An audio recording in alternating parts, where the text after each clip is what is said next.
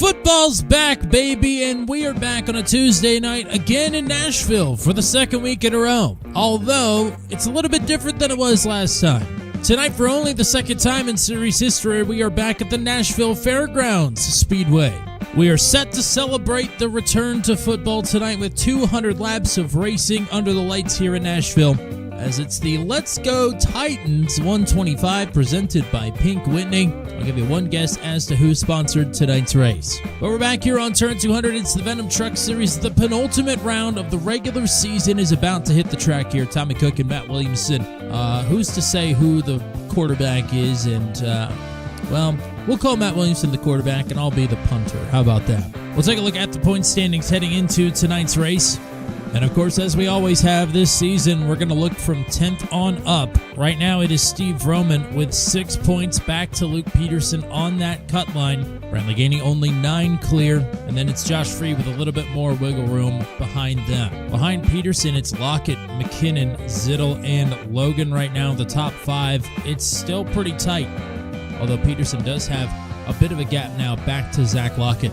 On the top side of things, by our calculations, the top 4 drivers are locked in to the postseason. And again, that is not confirmed by series officials. That's just us trying our hand at math. Potentially after tonight, we could lock in Andy Poliski and Hayden Palumbo.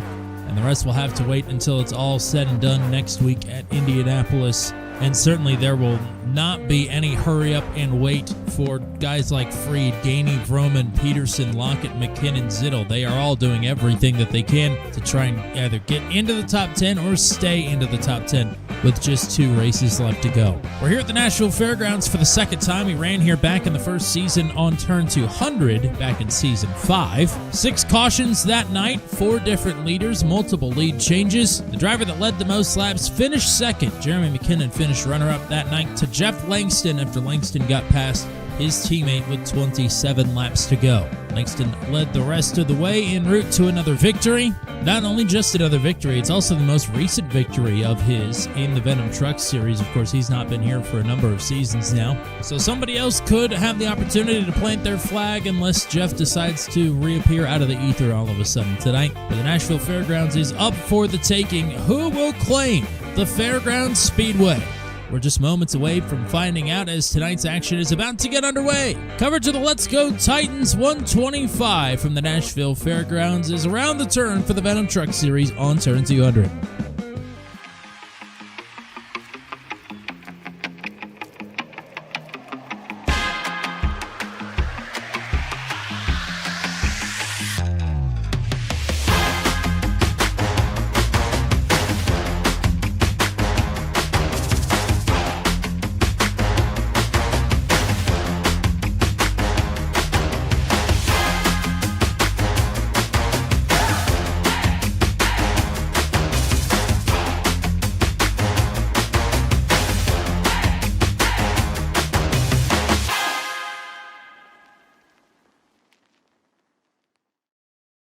A blind night that uses echolocation, viewing the dark, treacherous world through sound. Trapped in a dungeon keep, endangered by combatants, where hazards lurk around every corner. Make sound to have vision, or don't and be stealthy. Avoid impaling threats throughout the dungeon to escape. Engage with other prisoners. Rogue Knight I've been hearing about. Could you find the key and unlock my cell? Free them to fight back with more allies. Let's take this guy. The Dungeon Labyrinth has many paths and even more traps. Struggle through the darkness to find your freedom.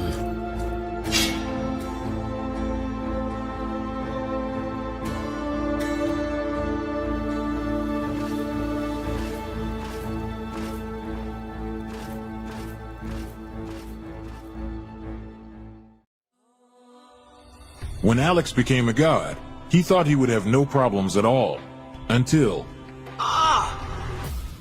He landed in the Divine Dimension and was tasked with protecting the entire multiverse. Am I connected to every single Alex Ambrose that ever existed? Alex could travel across dimensions, defying the laws of time and space, to help other Alexes throughout the multiverse. But then everything changed. No! Aw! I have to go back and save them. But if Alex went back to the mortal world, he would relinquish all of his power and his memories. I don't have a choice. I must go back. When Alex returned back to Earth, he goes back to being your average business tycoon millionaire, unaware that the people he cared most about are in danger. Someone help me! Yvonne, what happened? I was attacked by a monster. Alex? What's going on? Get away from him! He is my boyfriend! Who attacked Yvonne in the forest? What will Debbie do next? Who will Alex choose between the two women? Will Alex ever remember who he was before traveling into a different multiverse? To hear what happens next and whether Alex can stop the deranged monster before he strikes again, listen to the original audio drama, Insta Millionaire Returns, only on Pocket FM. Download the app now and find out.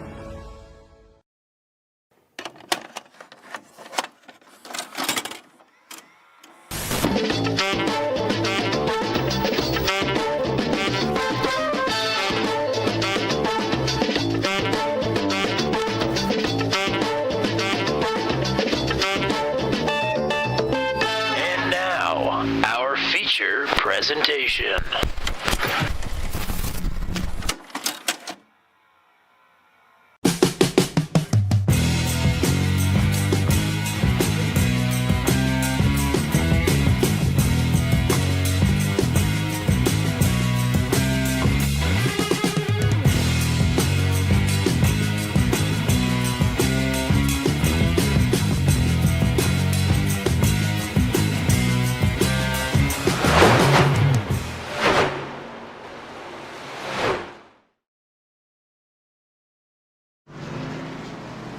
Back to tonight's live coverage of the Venom Truck Series for the second time in series history from the Nashville Fairgrounds.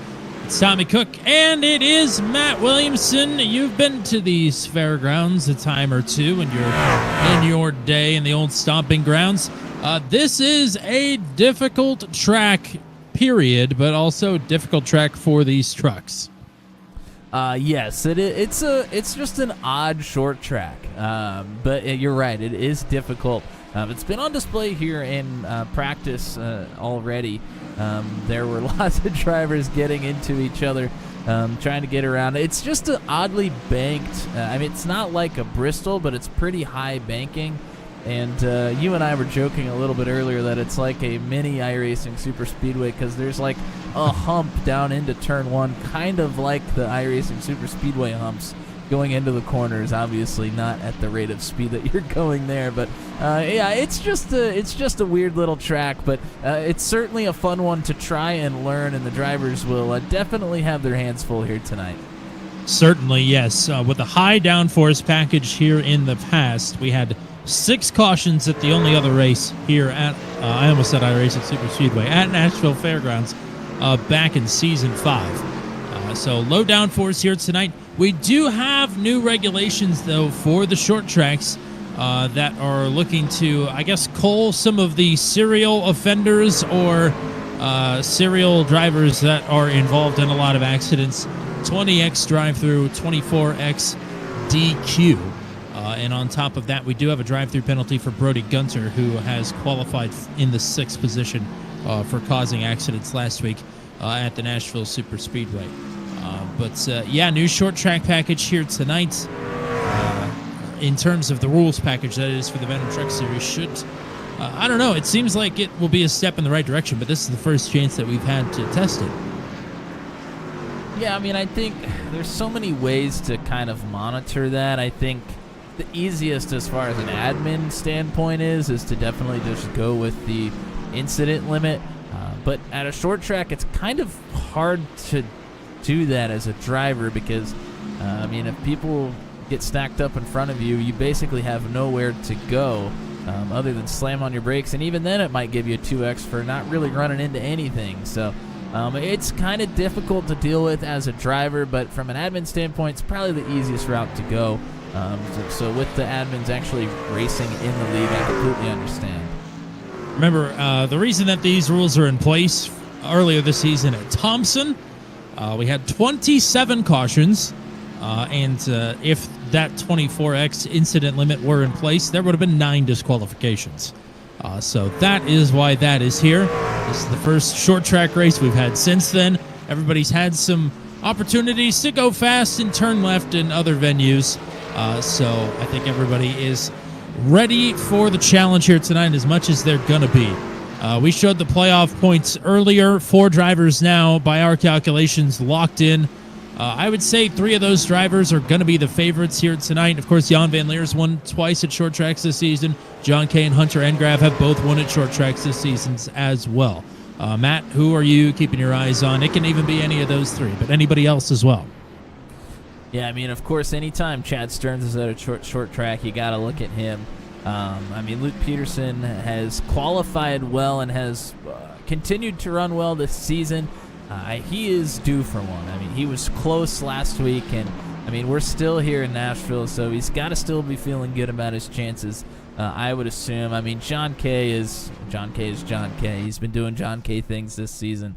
But, I mean, we go to Brody Gunter and Hunter Engrav are always contenders at these types of racetracks as well. There's a lot of talent in the field when it comes to short track racing. 2 drivers that were fast in practice that didn't quite get the qualifying run they looked for, Jeremy McKinnon and Matt Schlosser. They're starting 10th and 11th. Watch for them to mosey up through the field here tonight. They've got 200 laps to do it under the lights at the Nashville Fairgrounds. It's time to go racing here for the Let's Go Titans 125 presented by Pink Whitney. With another pole position, it is Hunter Engrav in truck number 28. He just cannot seem to not qualify first of late. That is pole number 5. For the points leader, Andy Poliski was running well here last time in Season 5. He got caught up in an accident. He will start up on the outside of the front row. Jan Van Leer has won the last 2 short track races in a row. He will start in 3rd. With Luke Peterson coming off of a 4th place finish last week, it's a 4th place start here tonight. John Kay rocking 2 consecutive podiums entering tonight. He will start in 5th next to Brody Gunter, who will have a drive-through penalty under green to serve. It is Paul Elson and Brantley Gainey, 2 drivers close to the cut line there. On row number 4, Steve Roman is the cut line driver right now. He starts at 9th. Jeremy McKinnon needs a good night, coming off of a 2nd place finish last week, starting in 10th. Matt Schlosser is confirmed to be locked into the playoffs for this season. He starts in 11th with a little bit less to do tonight. Rodney Matney will start in 12th. Hayden Palumbo and Tyler Logan on row number 7. It's Kyle Zittel and Austin Holyfield on row 8. Josh Freed and Cole Maxwell in the 9th row, and Zach Lockett and Eric Breeding will round out your top 20. 30 drivers here tonight. Chad Stearns is deep in this field. Jordan Journeau had a big night last week, and he will start deep in this field as well. We'll cycle through the rest of the starting lineup and let Matt tell you what our track conditions are and what else we got to keep an eye on here tonight at the Fairgrounds.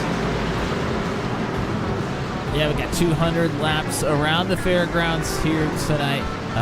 Pit window is pretty much wide open whenever you want to take it. I think you can probably go like 120 plus laps. So whenever you want to take tires is basically what you're looking at as far as the pit window goes. Track conditions, it's a night race, of course. 78 degrees is the track temperature. Don't think it will go up any. Probably will go down, if anything.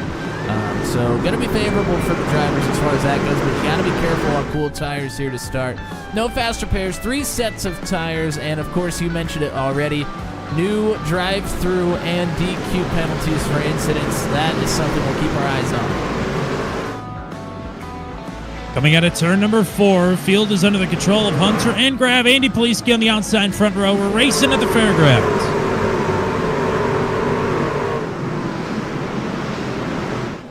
Oh, loose already through the field. Palumbo got the inside line checked up. A couple of drivers having problems there to turn 2, including John Kay, as Brody Gunter will come down below the apron to serve his drive-through penalty. Lap number 1 is in the books. Engrav leading it. Single file up front, 2 by 2 for pretty much the rest of the field at the moment. Well, McKinnon with a touch of the bumper there to Brantley Gainey, as McKinnon is already on the move. Started 10th, looking to make a pass for 6th. Oh, Engrav got into the wall out of 4. Poliski's going to go underneath. For the lead, Andy Poliski will move to the point. Luke Peterson right on the bumper of the 28. Poliski was already trying to set it up, but then it just got a little bit easier with Engraf getting into the wall out of 4. That is incredibly easy to do here. McKinnon continuing to work here on Brantley Gainey, still for the 6th spot. Rodney Matney is in this mix here as well. A lot of sports-themed trucks here tonight. It's football night, although football is not really something I want to talk much about right now. But a lot of good paint schemes out on the track nonetheless. Poliski's been able to open up a half-second gap as around the outside goes Luke Peterson. Whoa! And down the track into the 28. He got a bit loose there on the top side. Like you said, easy to do. And the bleeding's not going to stop there. There goes Jan Van Leer through to 3rd. Engrav back to 4th. John Kay riding in 5th. Then it's McKinnon back in 6th. Gainey giving up another spot right now to Rodney Matney. Engrav, of course, always likes to kind of sit back at the beginning of these races. However, I'm not sure this is a racetrack doing a deal at. It gets very difficult to pass around the fairgrounds here in Nashville. I mean, look at how much time he's given up already here. That's time that you're going to have to claw back one way or another.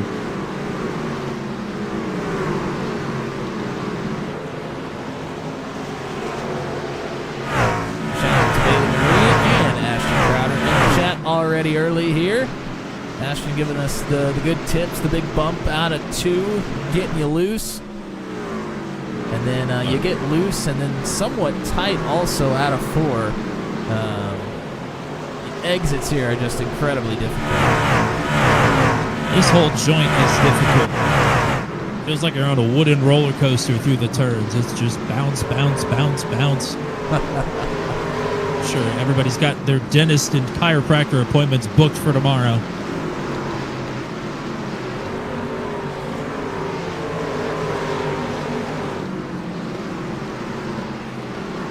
Things starting to single file out here early, only 10 laps in.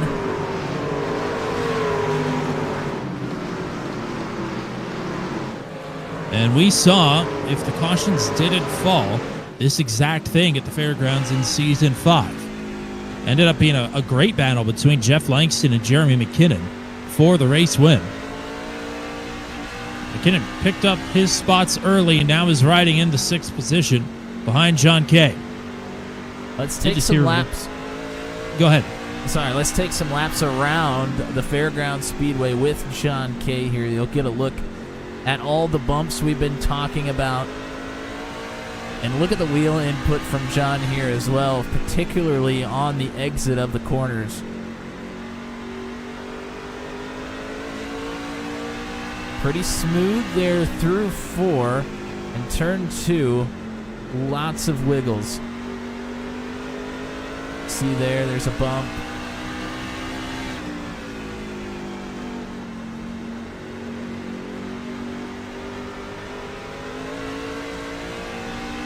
See the correction there as well, again out of 4.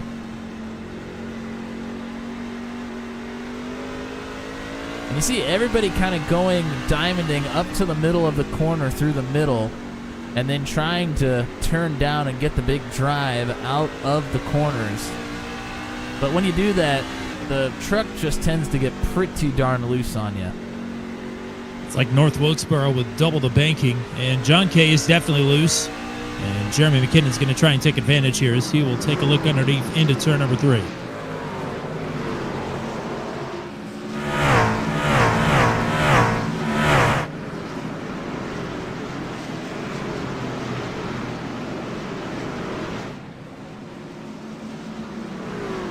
Rodney Matney thought about making a move there as well, but he got awfully loose out of turn number 2.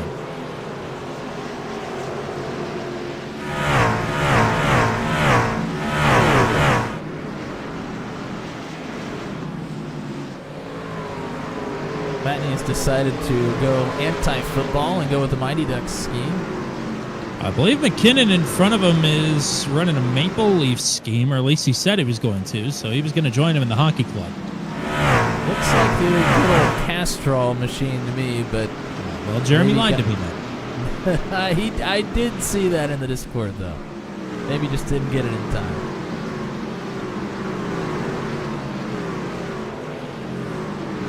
somebody just got a piece of the wall further back in the field, but I don't see anybody stopping, so I'd say we're good to go. And Rob Williams is in a battle with Gary Clark right now. Could have been Rob, not sure. He was up close to the wall at a 2. He's able to take the position from the number 8.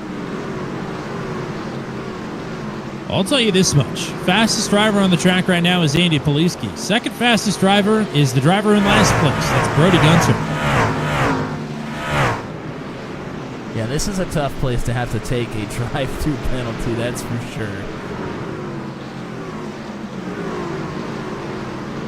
But he's got some clean air, at least for now. He will be coming up on the tail end of the field here. He's still in the lead lap. Poliski not too far behind.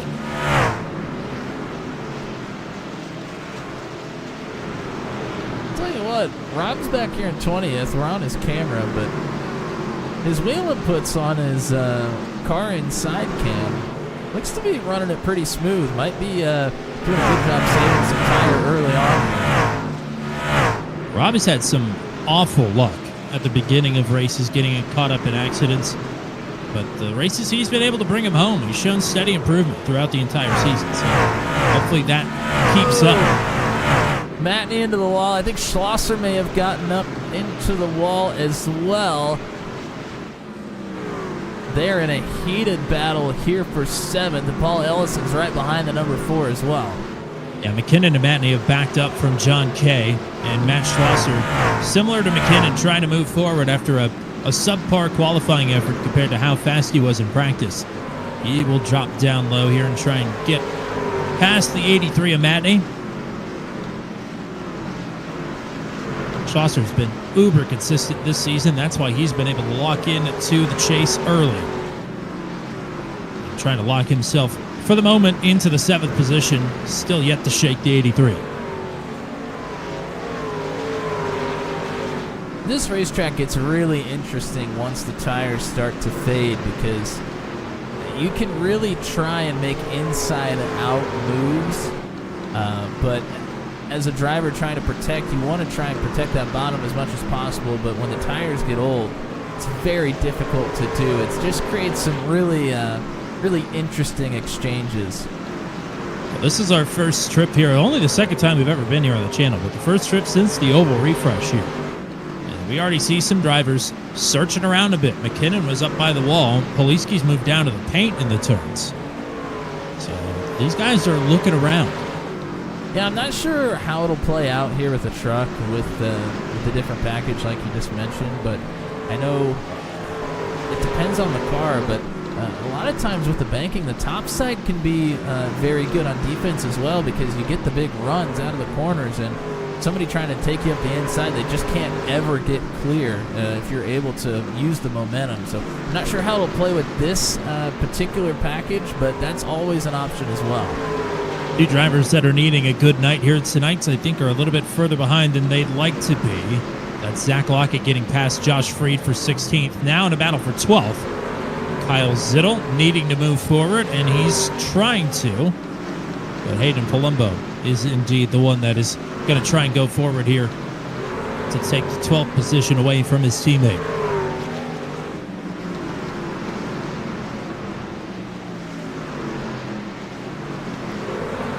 So move Palumbo up to P12. He's one that could lock into the chase after it's all said and done tonight. Magic number is plus 54 to the cut line. It's one more point than anybody can make in an entire race.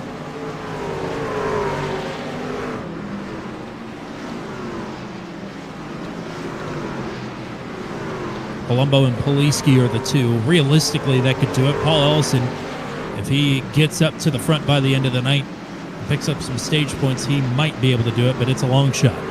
So he'll have to wait till Indianapolis more than likely. Well, I'll tell you what, Poliski is doing what he needs to right now to make sure that that happens. Well, the big X factor for Poliski is just ahead of him, about half the length of the front stretch. That is lap traffic. First up will be Jordan Journeau, and it does not let up from there. Ooh, somebody just pounded the wall in turn 3, but is still rolling. Man, Matney is all sorts of loose again. Didn't want to take the extreme inside here, but Ellison's going to get to his outside after he got loose out of 2. This is a battle for 8th. Oh, there goes Whitney! Whitney down into the inside wall in the backstretch, and that will bring out the first caution of the night here on lap 34. Running into 8th position, Whitney into the inside wall. Looked like Ellison had a lot of speed off of 2, and Whitney has really been struggling on that exit. And slid right up in front of Paul, and I think went sideways off the front bumper. And Whitney's going to go a lap down here.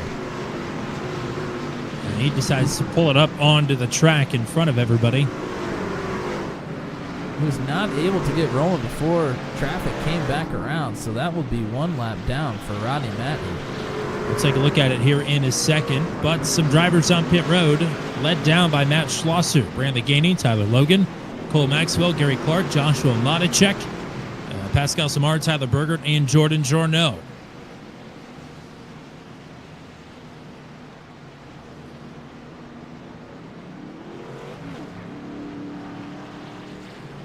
Well, you kind of mentioned it. We saw drivers kind of searching around already.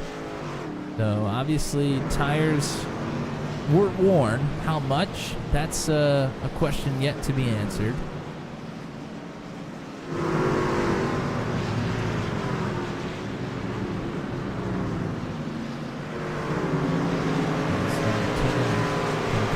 He's going to take tires as well. It's a late move there for McKinnon. Let's go ahead and take a look at the replay here. See Whitney on the inside in the 83. Ellison's trying to get himself a run. I'm not even, I mean, it could be netcode. It's kind of hard to tell when you're behind somebody. I want to say there was some sort of contact here, but it almost looks like there's a gap. So I don't know if maybe Whitney was already spinning out on his own. It's really hard to tell. I might try and get an in-car shot here. We're going to go ahead and back it up one more time. Here we are with Whitney. Yeah, really hard to tell from his angle. Let's back it up one more time and go to Ellison.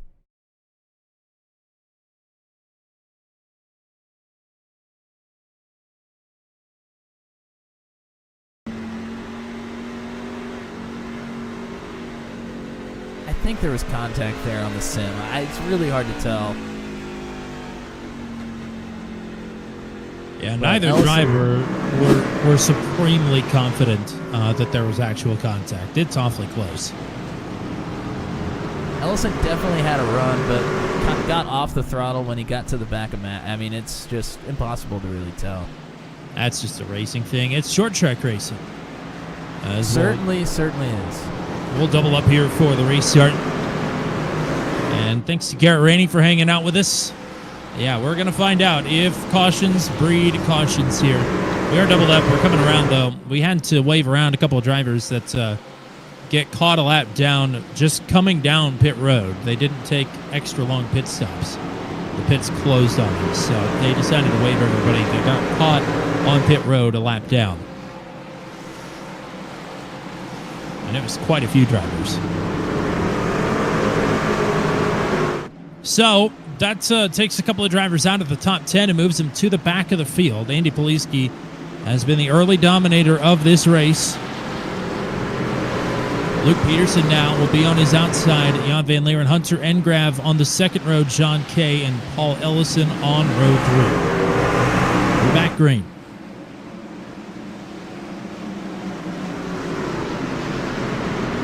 Questionable restarts through the field as there goes Peterson way wide. And Jan is going to sneak underneath. Peterson might be able to hold this, though. Little bit of life taken out of these tires already. Might be able to use that momentum to keep Jan from being able to clear. But if he does, that will stack up the field and give Poliski a nice little lead.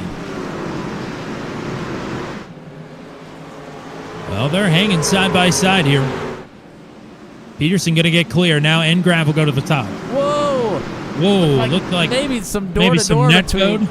I don't know. Hard to tell. Either way, not what either of them wanted. Jan will take third.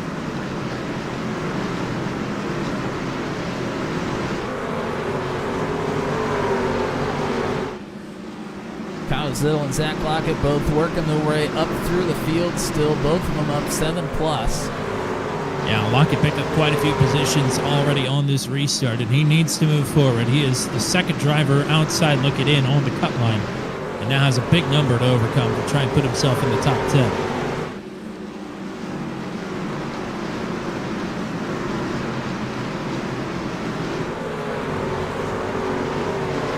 It's Josh Reed there in the Eagles paint scheme.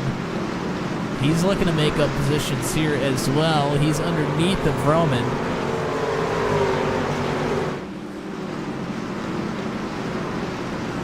Reed always wanted to plug away and end up with a top 10 at the end of the night as long as he keeps the nose clean on that car. Although he didn't keep that truck clean at all at Thompson earlier this season and wound up with a podium. So, oh, Roman super loose. I don't know how he didn't hit the wall. Had to make a huge save and is going to lose about 10 positions here. He has gone backwards in a big way, but still moving forward directionally. John Kay, Hayden Palumbo have been side by side for about 4 laps here as well and continue to do so down the front stretch. Hayden seems to have this figured out, although he got awfully loose there on entry, I think trying to send it in a bit too deep on his teammate. Oh, spin! It's Rob Williams and others involved. And that will bring out a caution. Michael Dean, Gary Clark also got involved. And Dino, unfortunately, I think is going to pick up a meatball flag.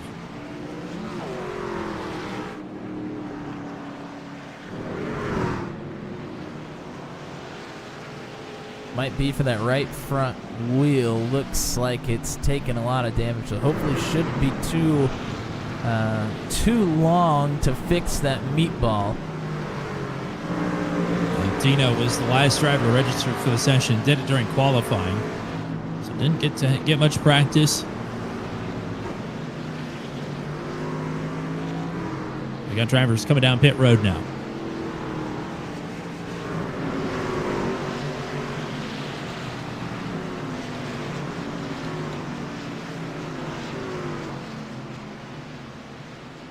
Gunter, Vroman, Stearns, Breeding, Rutherford, and Dean are all in. Of course, Dean with the damage. And I tell you what, this has helped Brody Gunter immensely. Yes, it has. Here comes John Kay and Austin Hollingfield down pit road as well. Josh Jackson will hit pit road this time. Multiple drivers will make their way in. Tyler Bergert, Cole Maxwell, Rob Williams, Gary Clark as well. Let's go ahead and take a not look Gary Clark. at the incident. You see Rob here on the bottom. Oh, and gets too hot into the corner, drifts up the racetrack right into Steve Vroman. And just knocks him loose. He's got Matney behind him here. I think Matney's going to get through on the bottom. And then Clark gets into Dean while Dean was trying to get slowed down to stay out of it. Both of them pile into the 19.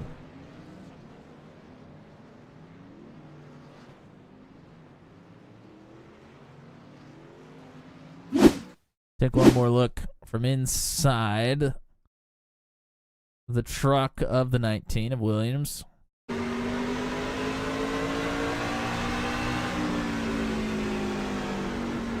Gets in too hot.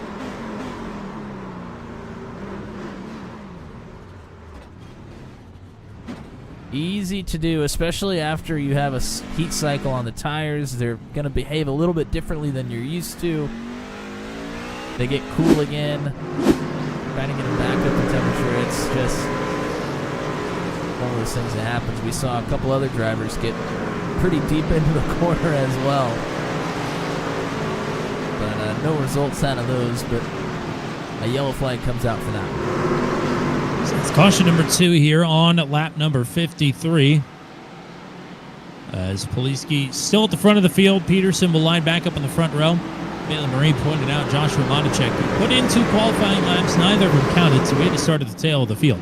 He is up just inside of the top 15 now. Good drive for the 60 thus far. Poliski back to it.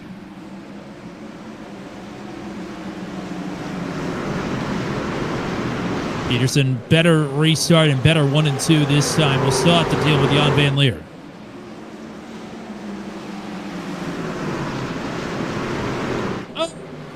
One is loose. We'll save it. I'm not too sure it wasn't Monacek. And it was. Excellent save for the 60. Because that could have been a disaster for everybody around him.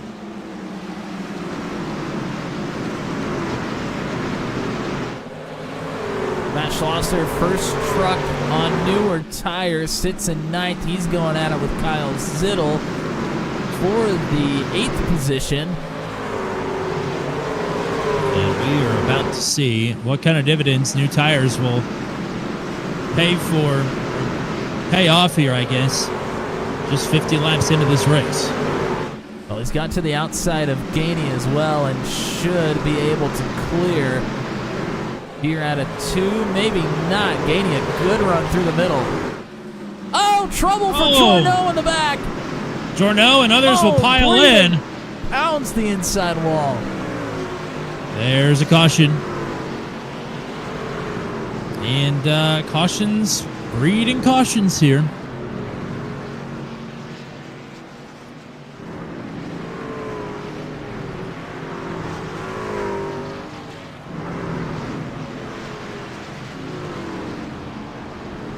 Freedom number 26 is going to need some freedom tape on that one. I think so. John Kay got a piece of that as well. I'm not too sure he wasn't the one that gave the killing blow to the 26. But no meatballs out of that. That's the good news. Let's see if we can take a look. You see, I think Jorno just kind of gets loose on his own here. And that's Gunter behind him, and he really can't do anything. So there's Jorno. He's loose actually on entry here in the 84. Haven't seen that a whole lot, but maybe gets in a little too hot and then tries to really crank the wheel down, just gets himself loose. Then you said it, Gunter really with nowhere to go there. Monacek there in the 60. He gets a piece of Gunter. Oh, and it's Corey Rutherford that really gets into the back of Breeding, but Vroman in the back of Rutherford, John Kay into the back of Vroman. You see Matney and Holyfield make pretty significant contact back there as well. I mean, just a massive stack up there on the outside.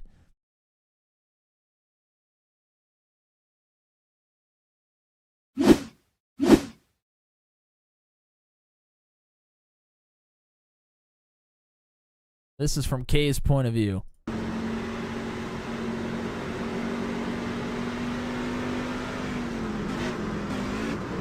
Kay couldn't even really see the incident because he had Stearns there on his inside right up until they were already on the exit of 2. He could finally see Jorno sideways, but at that point it was too late.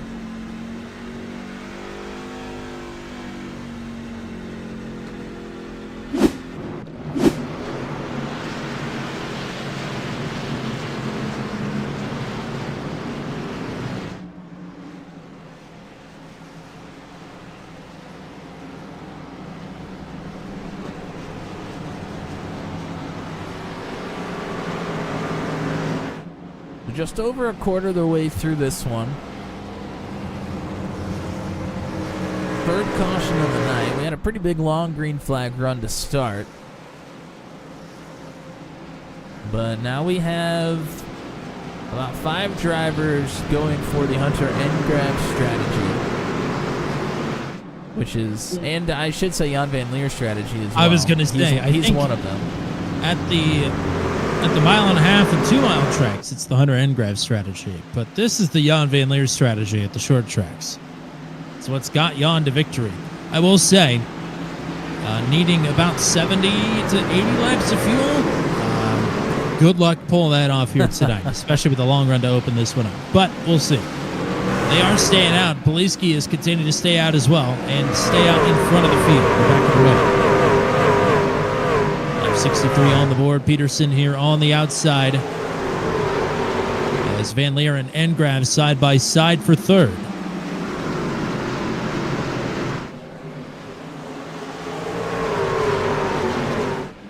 Whoa, Peterson got into the wall out of 4 there. Oh, and Yanni's into the side of the 28 there as well. Poliski doesn't quite fire off as well as he is on the long run. So he needs some laps here to try and get away from Luke Peterson.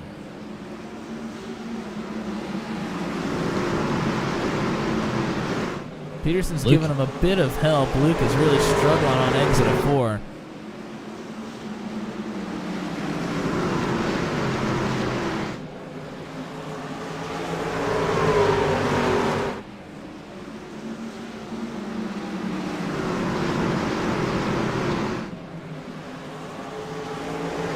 Back to the inside, Engrav trying to make it work up top. They've got Schlosser and McKinnon behind, both on fresh tires. Oh, I can guarantee you there is nowhere for them to go with Engrav and Van Leer running side by side. Look who you're talking about there in the 12 truck. He'll make a way. That's what I'm afraid of. If I were Jan, I'd be afraid too. I'd be afraid just because of the pace that Jeremy had in practice as well. He was very fast, and now he's got fresher tires, although he did get awfully loose there at a 4. Jan is loose at a 2. Well, on fresh tires, these guys are not being done any favors. I mean, running behind 2 trucks like this is wearing them down a lot more than they normally would. Engrav is clear to move to the bottom if he wishes. That might open the top side for Schlosser, although Engrav might continue to box out the 4. Schlosser's going to find his way around here eventually. Oh, might get into the wall before it's said and done, though. Both of them into the wall. Steve Roman is into the inside wall down the front stretch, and I think is going to continue on. But that was a nervous moment for the double low. Schlosser now to the inside of Engrav. McKinnon on the outside of Jan Van Leeren will clear the 5.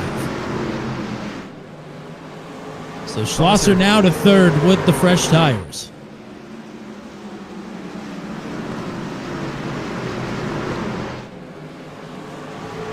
And Brody Gunter on fresher tires is right behind him. Where did Gunter come from? Wow. Great recovery for the 01 thus far. Remember, he was second fastest to Poliski when he was running dead last in this field. Well, Schlosser's got to the inside of Peterson now, looking for second, and it will not be long until the number 4 is to the 32. Ooh. McKinnon nearly into Peterson there. Peterson being hounded below and behind.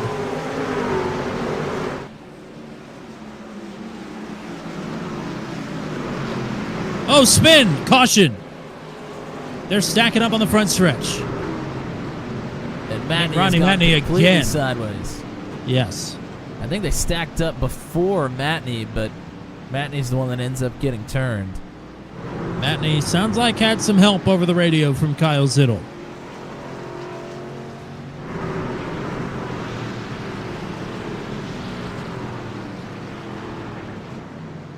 So that is caution number 4 on lap 74.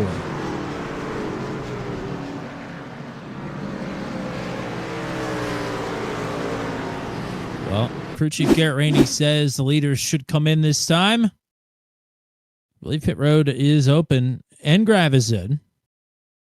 But Poliski and Peterson are not.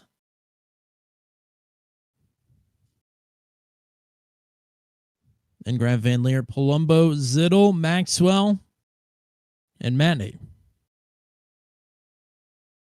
Yeah, and I was mistaken. The incident did happen with Matney originally.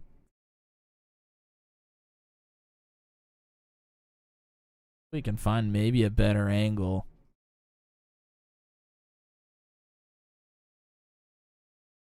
This one's not bad. This is Matney and Zittel coming off of 4. Zittel run on the top side. You can see how sideways the 53 is. Oh, that is awful net code.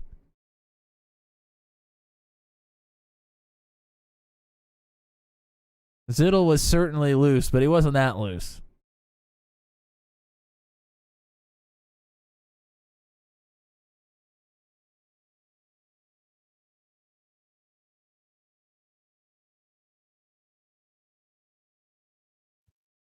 Yeah, it was definitely net code. Take one more look and we'll pause it where the supposed contact was. Not even sure that's one of those deals where they would have hit. I don't think Zittel so. had it straightened out already. Or just about. That is where they are supposedly touching. There's a good couple feet in between at least.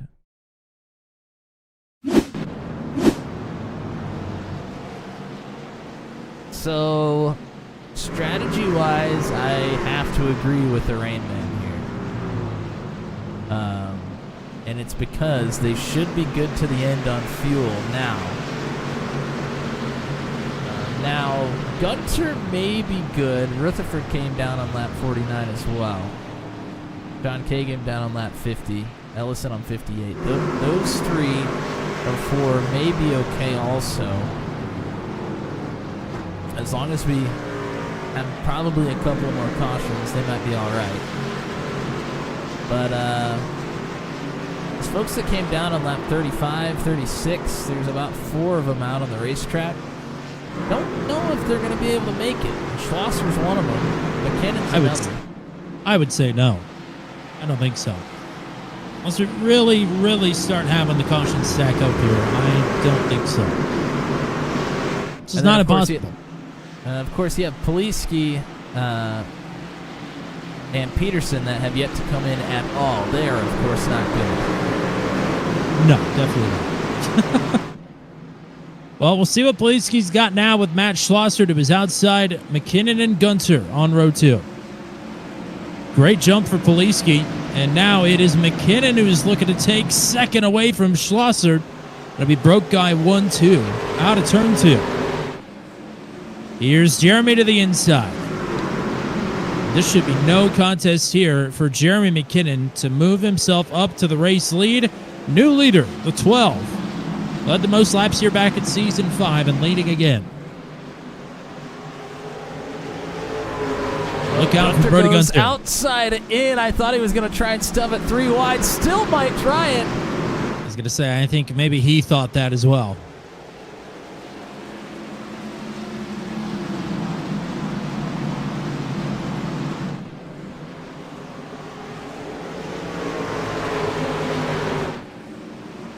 Schlosser now cleared. Gunter's up next. Poliski hanging tough here on the outside. But he's got a long line of drivers with fresh tires behind him. Yes, he does. Peterson also going backwards on the top side.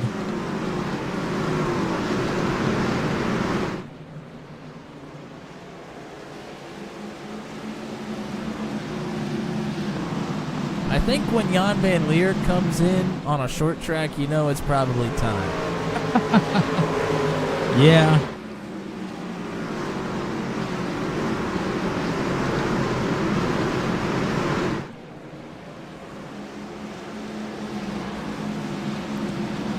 It's been a weird season for Andy Poliski. Ultra consistent. He'll lock into the playoffs after tonight.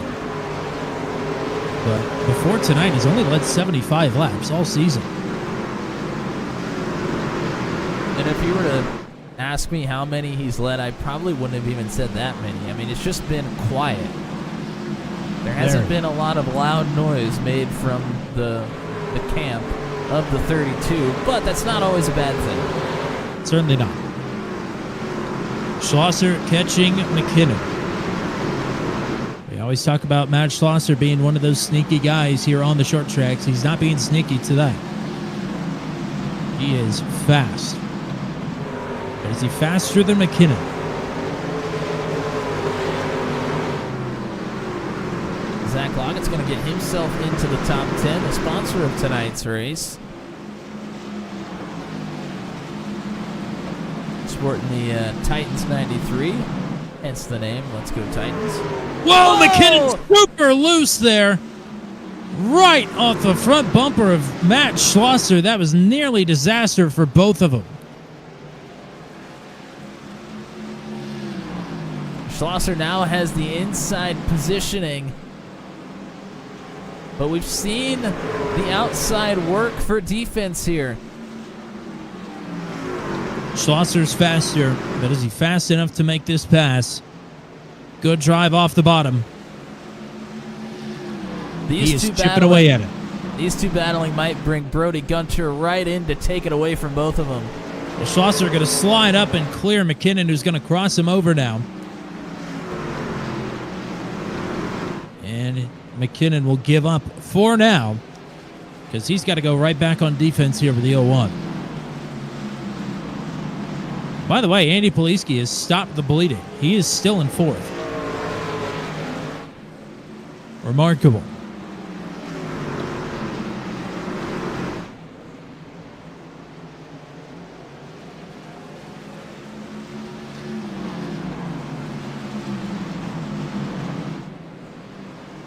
Although Brantley Gainey now is underneath the 32 here. They did make contact there at a turn 4. Wow, McKinnon looks really loose at it too again there.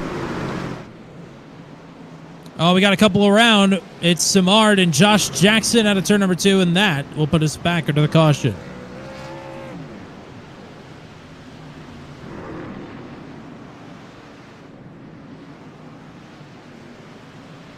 Jackson in the 49ers, number 7.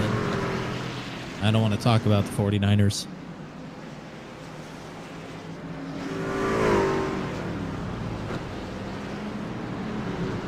And Jackson's gone around the pace truck, but Simard is not for some reason. Not sure. Don't really understand that one. Well, Poliski and Peterson will come down pit road, and they will bring some others with them, including the race leader, Matt Schlosser. Brantley Gainey, Tyler Logan, Joshua Matacek, Steve Roman, Jordan Journeau, Tyler Burgert, Eric Breeding, Cole Maxwell.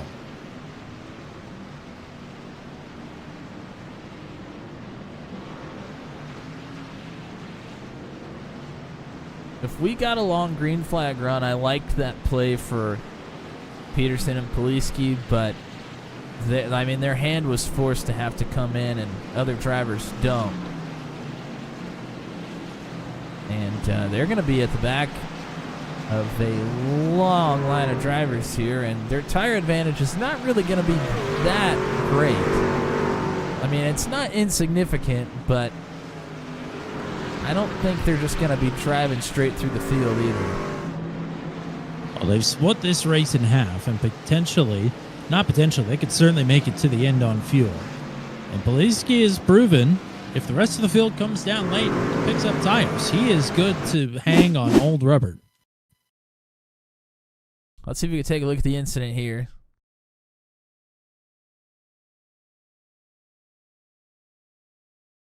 Like Jackson was loose on entry. Oh, Simard is loose on the top side, comes down into Jackson.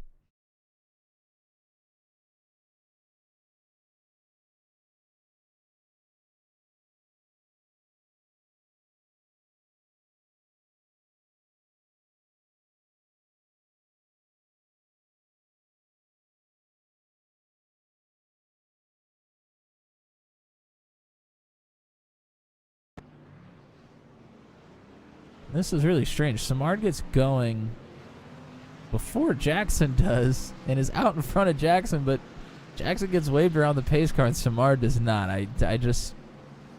Well, Jackson got a wave around and took it, and now he's the race leader, so he is going to get black flagged. Meanwhile, Samard is gifted with a 1 lap down rather than on the lead lap where he should be.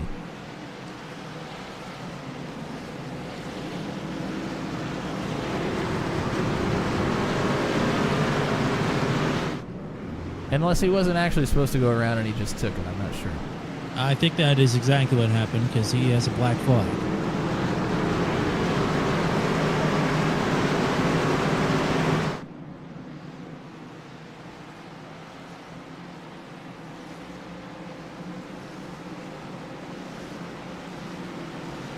Here's Flanky Roberts in the chat. Good to hear from the old 68. I'm going to take that number from you if you don't start a race here soon.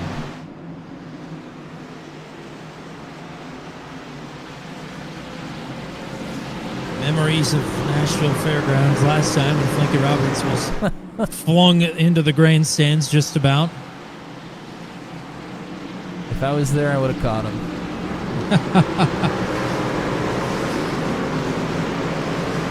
Well, here we go. McKinnon and Gunter up front. McKinnon elects the outside and will rocket away here on this restart. Lap 99 on the board. Okay, up underneath the Rutherford here through 1 and 2, and he is clear to third.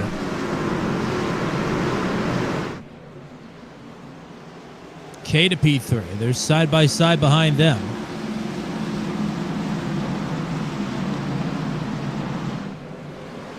That's Paul Ellison flirting with the top 5 here. Him and Frieder side by side for 6th. Zach Lockett into the mix here as well. Here comes Chad Stearns in the 05. First time we've really seen the 05 here tonight. I know you and I always both like him at the short tracks, and he has finally shown up here on lap 101. You know what's kind of interesting is we think of Stearns as a long-run guy. Usually he excels in the long run, and we just haven't had many of those races here this season. No. And he's also missed some as well, so it's just been a quiet season for Stearns. That's some bad luck as well. But that was a good move to cover off Hayden Palumbo. He'll move up to 8th.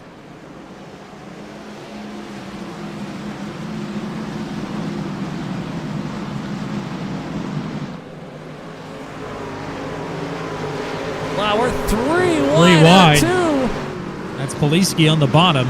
Oh, contact farther back. I think Williams is in the wall. There's been a lot of shuffling around that 19 truck here on this restart. Looked like Berger was out of shape as well. Ooh, Palumbo just made contact with Chad Stearns, and that could have been a replay of Brody Gunter and Jordan Jono from earlier.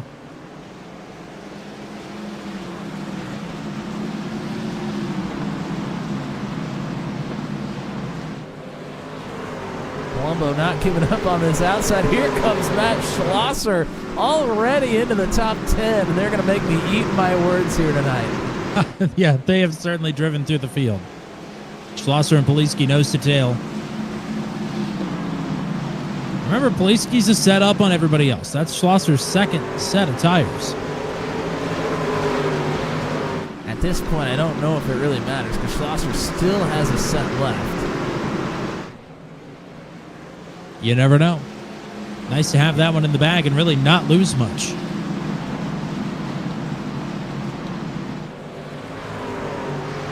Gunter reeling in McKinnon inside of a couple truck lengths now. Schlosser and Poliski continue to pound their way forward. Now Schlosser can clear Stearns here. Everybody else is single file right now. He might have an opportunity to drive straight up to the podium, if not to the lead. See, Gary Clark, I think, has spun onto pit road. No, he's down on the inside wall. Out of turn 4. Oh, and Poliski and Stearns make contact. Stearns all but spun that 05 truck out. And nearly 3 wide with Jan Van Leer here as well. Van Leer going to go around the outside. That is a huge net loss there for the 32. Whoa, contact between the 05 and the 5. Schlosser is driven away from this 32 truck and past both of his teammates, Freed and Lockett. Schlosser into 6th. Boy, there's a lot happening right now. Corey Rutherford and Paul Ellison going at it for the 4th position as well, right in front of Schlosser.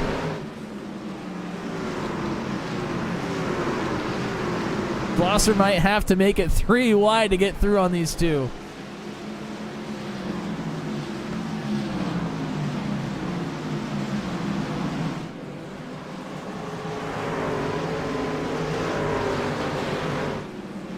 Palumbo and Lockett still side by side here as well.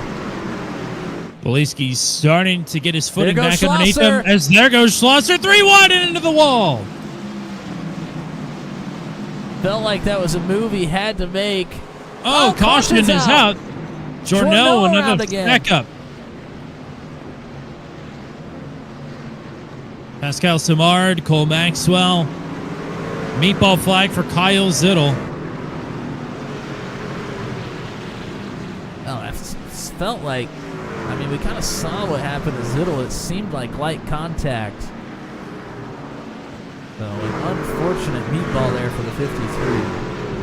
And that has, pardon the meme, but it has playoff implications. McKinnon, Gunter, Rutherford, down pit road. John Kay will inherit the race lead.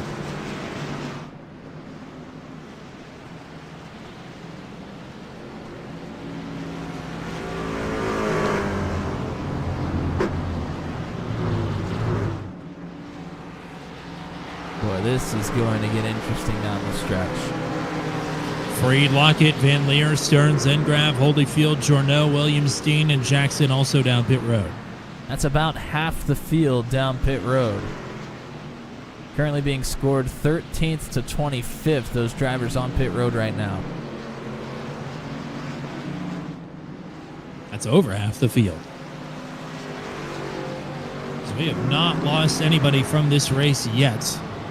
Kyle Zittel, depending on how bad the damage is, may be the first. And as I say that, Zittel's already off pit road. So we've still got all 30 drivers running. Let's take a look here. Journeau and Zittel make some contact off of 4. They just get locked together. Back it up. Maybe if we can see how this one develops a little bit better.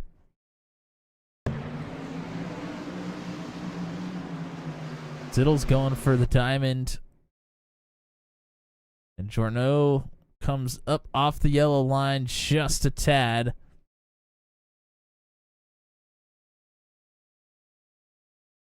And they just lock together. Once they make contact, Journeau's kind of stuck in that position. He's not going to be able to pull the wheel off of him. And that is a mighty big stack up behind him. Matichek, Holyfield, Vroman, Bergert, Matney. And I think this is where Zittel gets that meatball. Ah, it's a harder shot than I thought it was.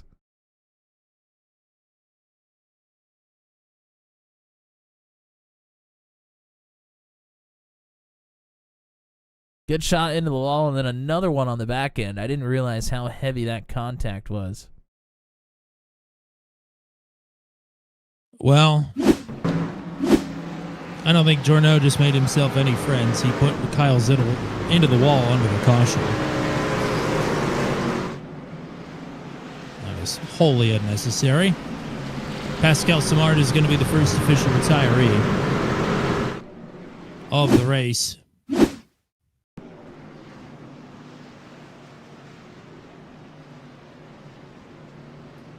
Now John Kay and Paul Ellison are at the front of the field.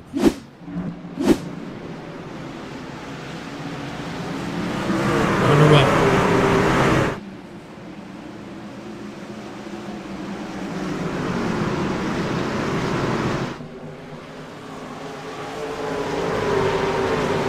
Great getaway for John Kay. As Palumbo and Ellison are duking it out side by side as Roman is up into the wall hard. They're still green. It has not been Steve Roman's night here in the home state of Tennessee.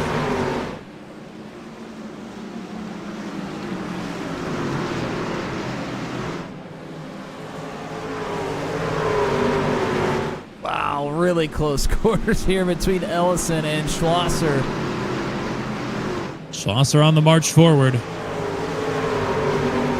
Oh, Caution is out. Eric Breeding and Gary Clark, nose to nose in turn number 1.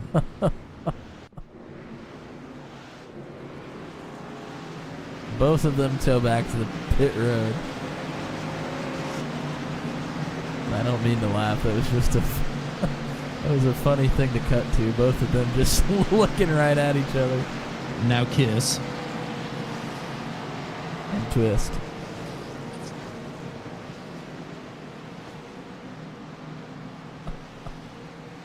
So we'll see if either of them are going to call it quits. Clark's been in a lot of the accidents here tonight. Remember, we do have the 20X drive-through and the 24X disqualification, although haven't seen anybody hit that yet. Oh, and it's really not Gary's fault either. I think that's Maxwell gets up into the wall hard out of 4, and he is extremely slow on the front stretch.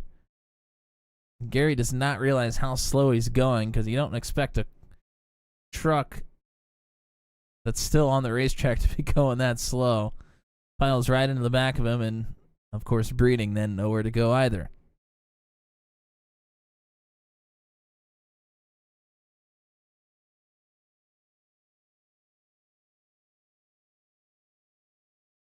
And there's the twist.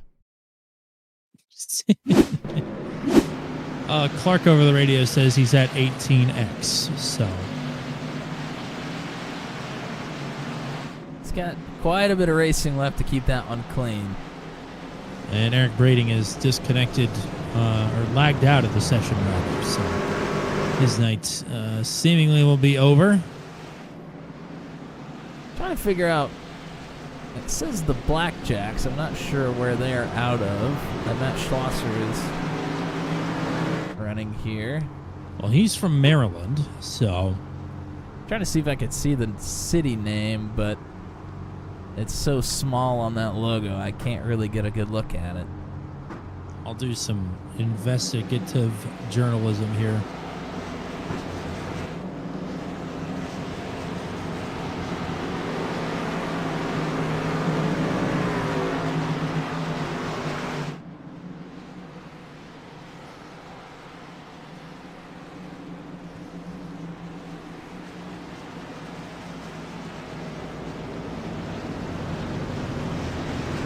Showing potentially maybe the Maryland Community College Blackjacks.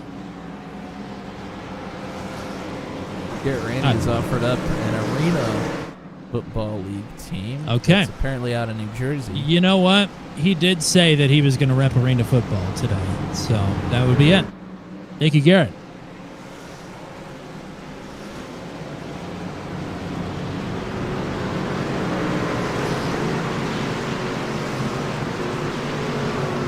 Bring the Peoria Pirates back. Peoria Rough Riders, baby. Not at all affiliated with the Oakland Raiders. But the same color and almost the same owner. But in Peoria. It plays. It does. Used to anyway. John Kay's playing up front right now. Much better restart this time for Hayden Palumbo, but Kay will still cover him off here into 1.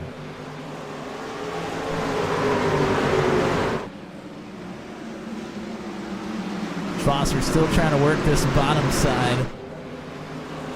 Him and Ellison flip-flop positions. It was Ellison on the bottom and Schlosser on the top. Now it's Schlosser on the bottom and Ellison on the top for this restart.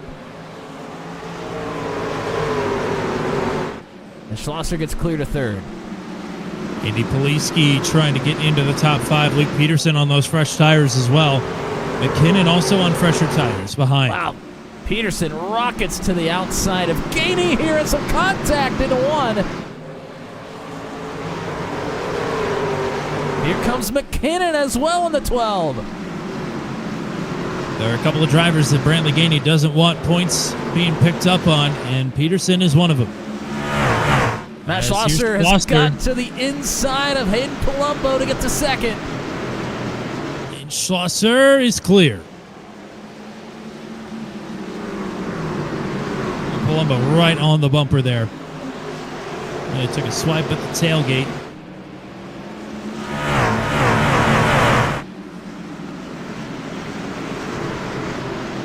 McKinnon going to the top side on fresh tires, looking to make him work.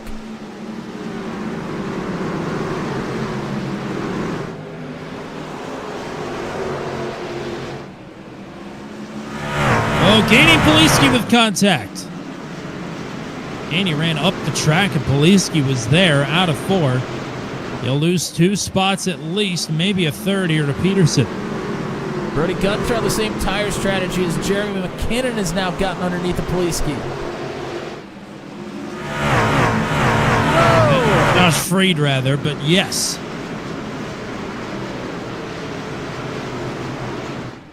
Oh, Jordan Journeau is spun at the start-finish line. And I think he's going to get it moving now, so we'll stay green.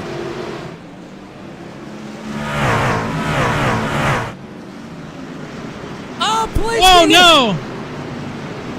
Gunter into the back of the 32.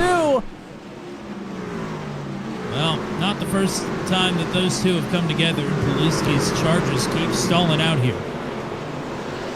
Now he's really in the thick of it. If he can stay in front of Stearns, we'll be able to stay single file, and he does. Well, he's driving anger. I would not want to be the 0-1 if he catches back up. Oh, we got one super loose. Joshua Matichek, I think, is going to save it.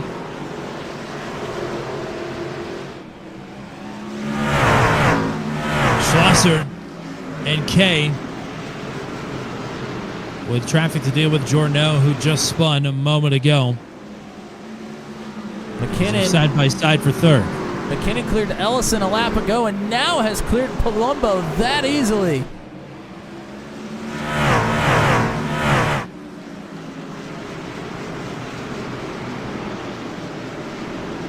Gunter to the outside of Peterson, and they nearly make contact. Peterson very loose.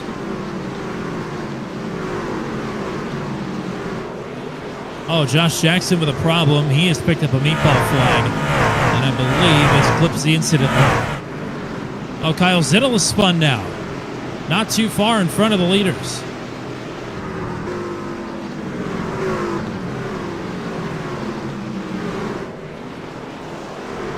Zittel able to get down onto pit road. I think maybe just trying to get out of the way. Jackson with a penalty to serve and a meatball to clear.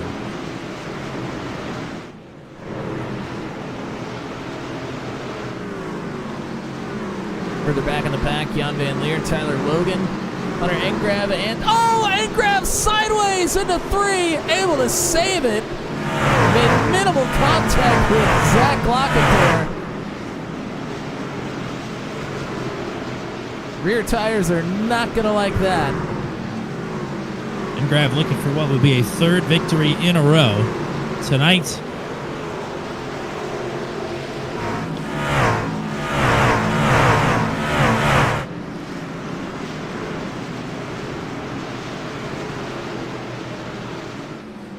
Schlosser staying right about 0.4 of a second behind John Kay as Gunter and Palumbo are side by side. And Gunter will move up into 4th.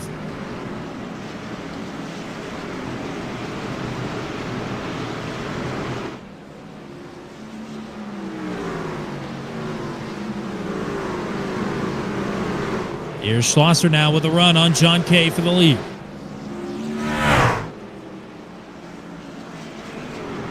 And he'll take it. Schlosser back on point.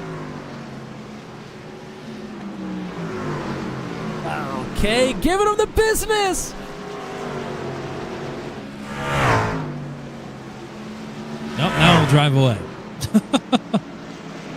Case tried to do the old bump and run, but he got the bump in, just couldn't quite get the run.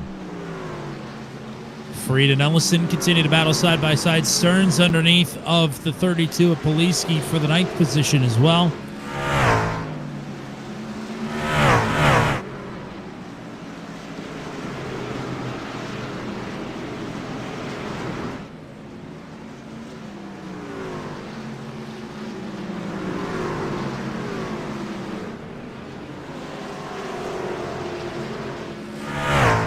Peterson now underneath the 55 of Ellison for a position. They nearly make contact.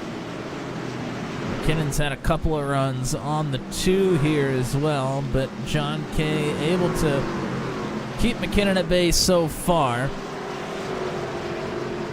We just had a problem, I think, with Rob Williams and Michael Dean, but we continue to stay green.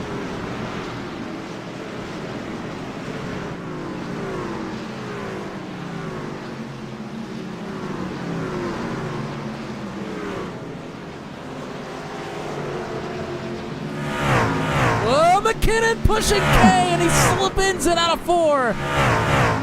McKinnon in a precarious position there on the inside wall, and that will trigger a caution.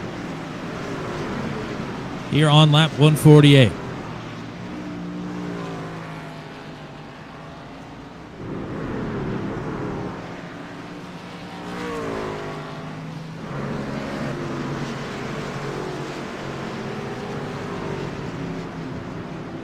Does everybody come take tires? Oh, boy. I mean, we've seen drivers drive through the field rather quickly here. I know some drivers who won't. Schlosser's not going to. John Kay will. That will bring Gunter down. And Palumbo. Josh Freed will stay out. Peterson stays out. Gainey and Poliski stay out. Still a lot of laps left here. That's a gutsy call by Schlosser, I think, to stay out in the lead. Well, he's got a bit of a buffer. Yeah, he was down pit road on lap 93, though. Lots of those drivers that stayed out came out. Sorry about that. Oh, you're fine. Go ahead. Lots of those drivers that stayed out came on lap 114, so even those drivers have an advantage over Schlosser.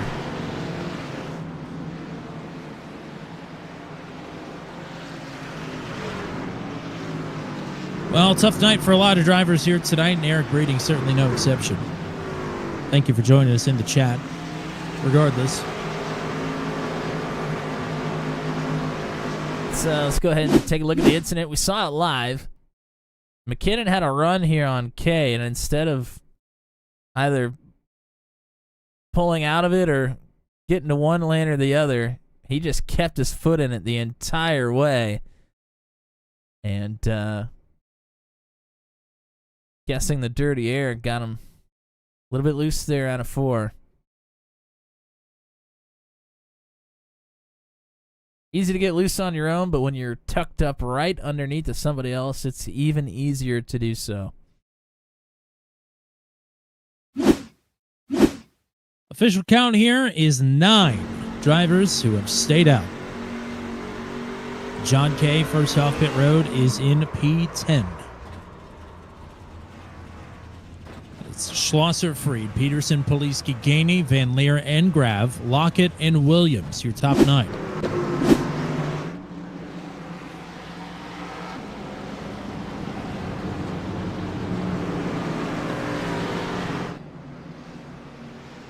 Inside of 50 laps to go. That would tell me that these top 9 are not coming in again. I would doubt it. If you're not going to come in this time, I don't think you're coming in for the rest of the race, unless you get absolutely stomped here, and you get a caution come out with maybe more than 25 or 30 to go. Then you might think twice about it. Well, I like Brody Gunter here if this stays green, but his path to the front will have to go through Andy Poliski. Those two have somewhat of a history and have made contact again here tonight. Granted, for the first time this season. Schlosser and Freed are on the front row. They are now teammates, and they are now at the front of the field under green.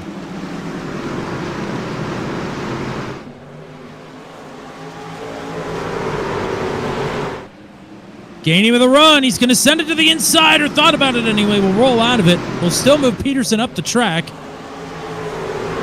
As Poliski on the outside, hoping that Gainey doesn't send it. Wow. Oh, spin! It's Rob Williams, I believe. There's a couple others behind. First. That was Palumbo, you're right. Austin Holyfield is stopped on the bottom of the track, and we are still green. That was indeed Palumbo, not Rob Williams.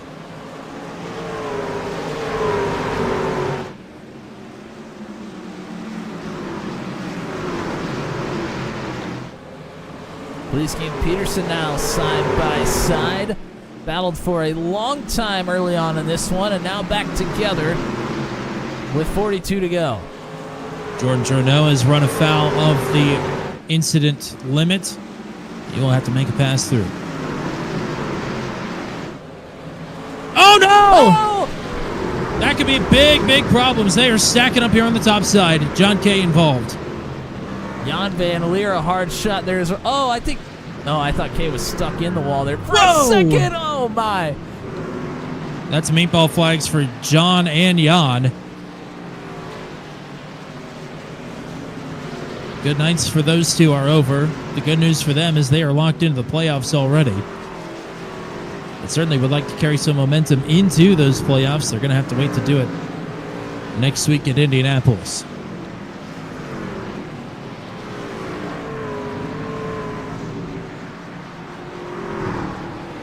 Peterson, however, not with a meatball flag, but with big problems on that 38 machine.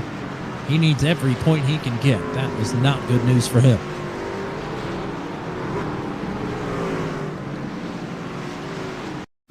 Let's take a look and see if we can get a look at the Palumbo incident first. Oh, it looks like him and Stearns made some contact down into one.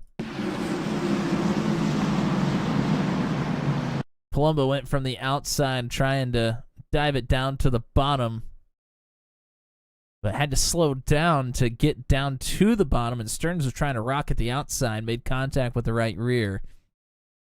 And then Holyfield loose on the top, trying to get slowed down, might have gotten on the brakes a bit too hard there.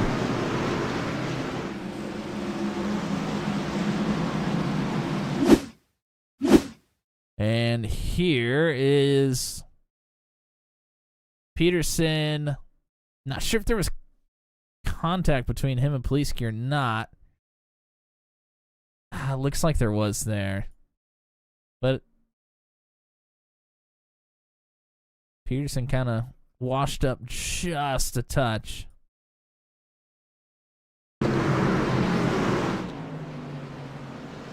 Pretty minimal. I mean, that was very minimal contact to turn Peterson like that. Well, that's twice, really, that it almost feels like it's been an arrow loose kind of situation. What happened with Ellison and Matney earlier, with McKinnon earlier with John Kay, and now this. Certainly a couple of strange incidents here tonight. And that truck is what I expect the Cowboys season to look by the time it's all said and done here in 2024. Okay. I know you get to say that. Well, Jan and John both have got their meatball flags cleared, and they are both now one lap down, 23rd and 24th.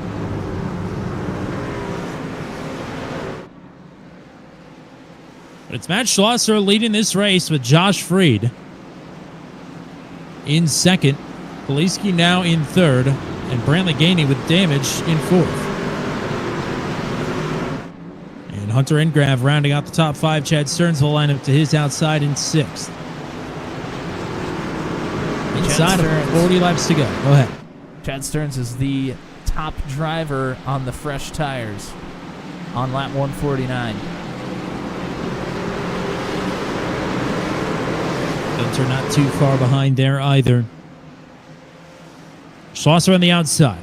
Another good getaway for him. Freed almost decided to change lanes there. That would have been a penalty, but he sticks to the bottom.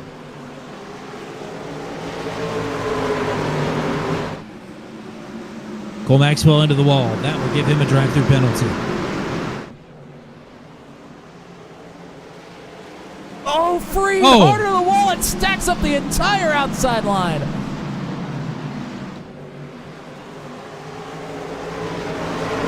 Poliski and Gainey side by side behind Josh Freed. Good gap right now for Matt Schlosser up front.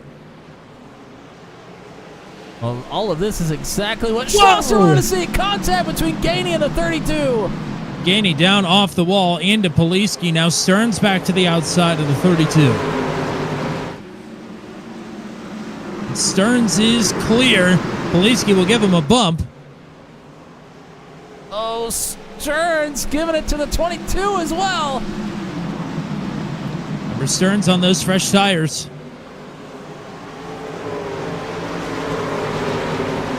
The 01 now to the outside of the 32.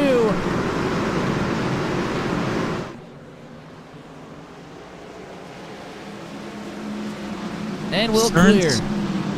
Joshua Modacek is into the top 5. He is trying to power around the outside of Chad Stearns. Where did the 60 truck come from?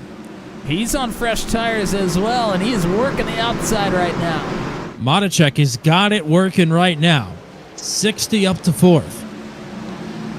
Gunter and Stearns will be side by side here for 5th.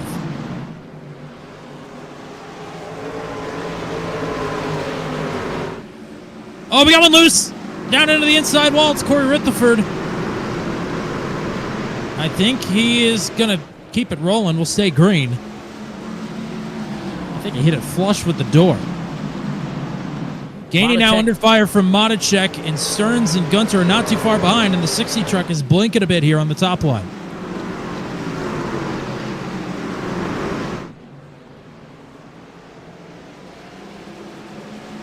Boy, this outside line is working beautifully for the 60 right now.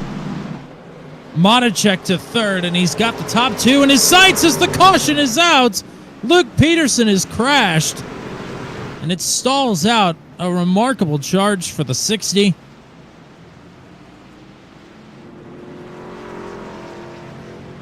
Inside of 30 laps to go.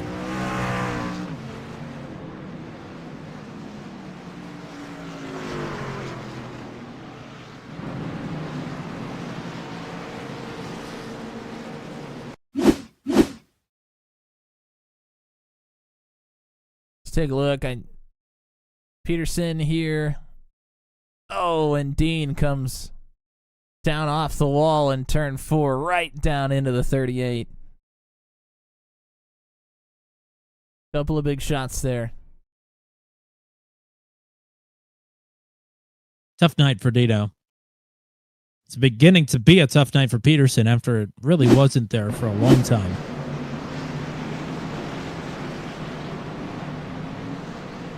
John Kay has disconnected his camera, wondering if he's calling it a night. He's still out on the track. I would imagine he's very frustrated. He has just come back down pit road.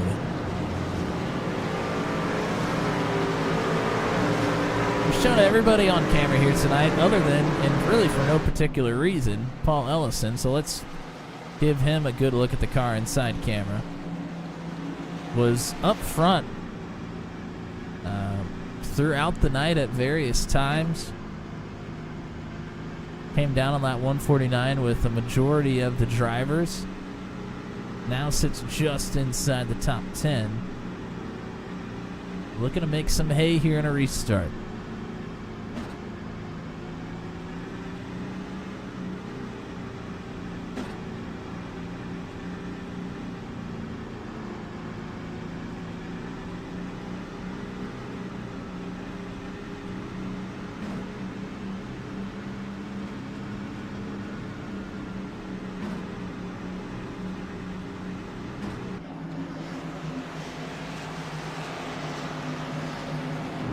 Boy, how about this run for Joshua Monachek, seemingly out of nowhere.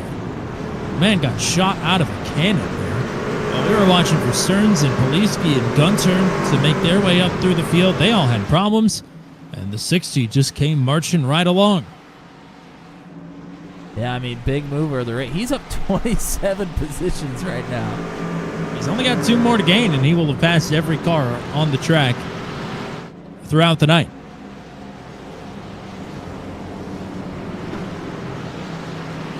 I guess it just found a point with the track conditions and the tire conditions that he liked the top side, and it started really working well for him there. But now is going to have to restart on the bottom. Monachek finished on the podium in the All-Star race. That doesn't count towards his season stats, but does have a couple of top 10s. If he finished where he was at right now, or even dropped a couple of positions, it would still be his best career finish with the Venom Truck Series. 25, make it 24 to go at the line. Schlosser and Freed, Monachek and Gainey, all looking for their first victories on the season. Green flag. Look at that. Monachek dove to the outside in front of Stearns. He did not want any part of running the bottom. Gainey is into the mix now. Gainey to the outside of Freed, looking for second.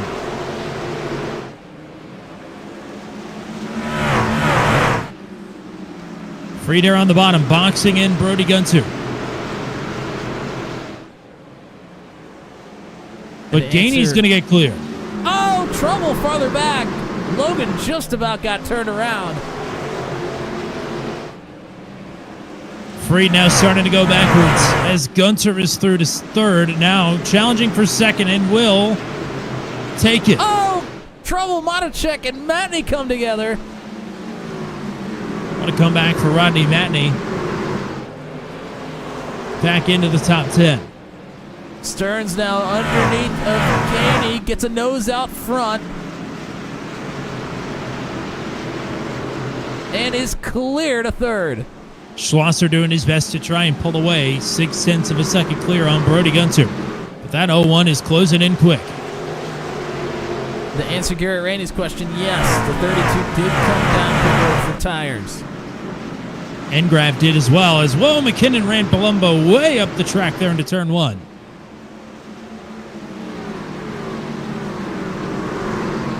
Half a second now for Brody Gunter. And continuing to close here. Inside of 20 to go.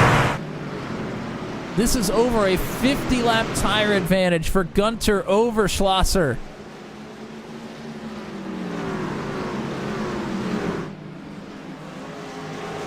Schlosser needed a couple less cautions, and he might have had it in the bag. Gunter's run, it's stalled out.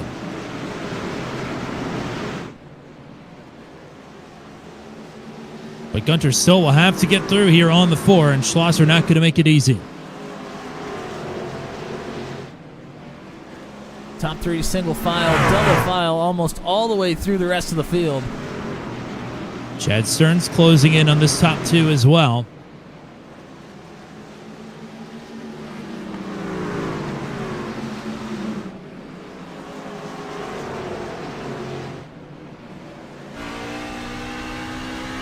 This is on board with Gunter.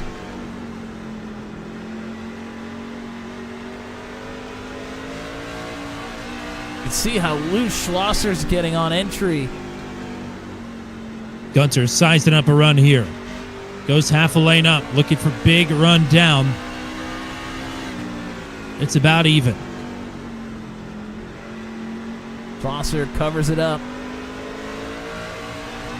Wiggle out of 2.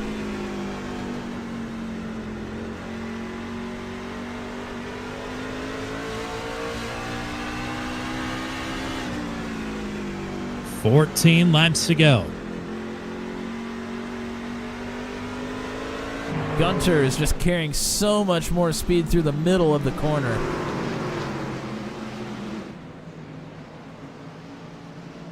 Oh, big wiggle there for Schlosser. Gunter will take the look. I I think Schlosser would prefer Oh, there's the a outside crash. here. Rodney Matney's crashed again, and the caution is out. And Gunter was in the lead. Not by much. Paul Ellison also involved. I think those are two separate incidents. Unfortunately for Rodney Matney, that puts him over the limit.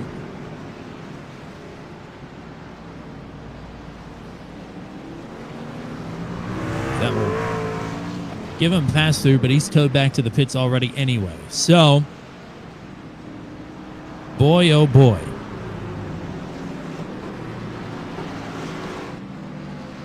I mean, Gunter was barely ahead. And I don't Certainly think not was by going much. to be on exit either. No. They both got pretty loose there out of two. Let's take a look at the incident.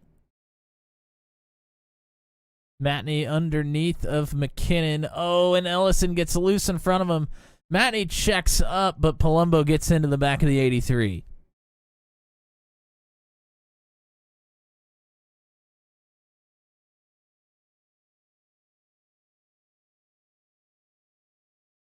Oh, and then I see why Matney towed to the pits. Rob Williams came through, and that contact actually put Matney on his side.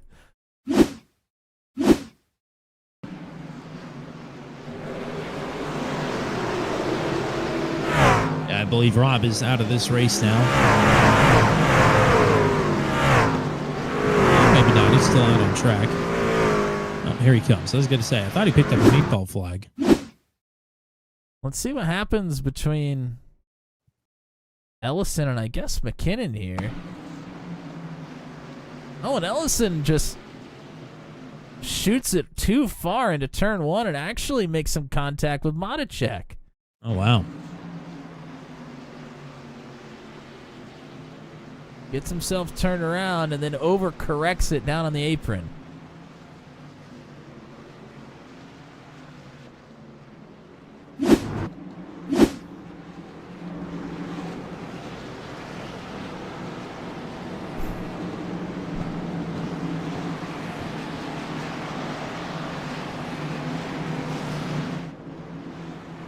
Well, I'll tell you what, Gunter and Schlosser are becoming awfully accustomed to battling one another. They're doing it over on Green Flag TV in the ASRL Next Gen Championship, or the ASRL Cup Series, rather. Last couple of races that they've been in together, they've finished, I was going to say finished first and second. Schlosser actually ran out of gas on the final lap a few weeks ago at Indianapolis. Still came out in fourth. Yeah.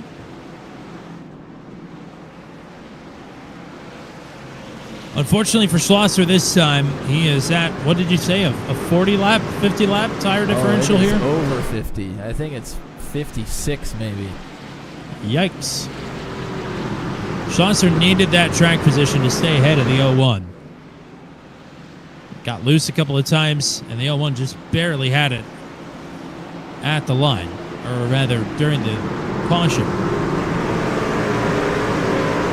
Inside of 10 laps to go, can Schlosser fight back? Can somebody else take the win here, or will it be Gunter's night? Oh, not a good start there. Stearns will take it 3 wide. That's not legal, but he's going to do it anyway. This is his opportunity to win a race here this season. Trying to get to second.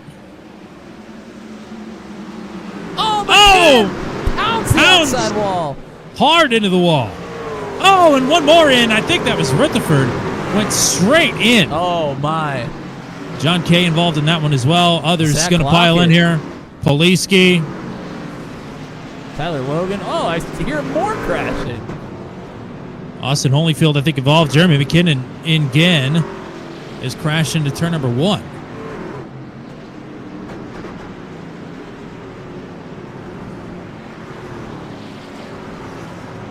Yeah, Austin Holyfield just got a black flag, and I'm not too sure if McKinnon was loose out of turn number 4 or if he was trying to take out the 10 truck. But either way, that will do in Austin Holyfield's night, and McKinnon is taking himself out of the race.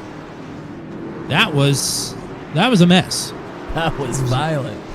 That is very much a result of Drivers deciding to give more and take less. And not in the way that it sounds. Give more bumps and take less, you know what. I mean, Vroman also will eclipse the drive-through limit here, running inside the top 10.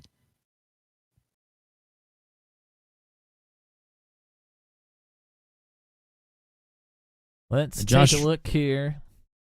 I mean,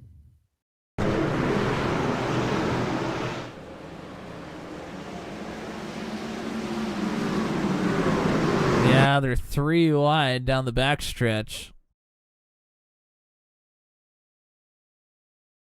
Wasn't many places for folks to go when you're 3 wide at the fairgrounds. And Freed and McKinnon get hooked up together. And then McKinnon makes contact with Poliski on his way back down. And that's what causes the other big incident here.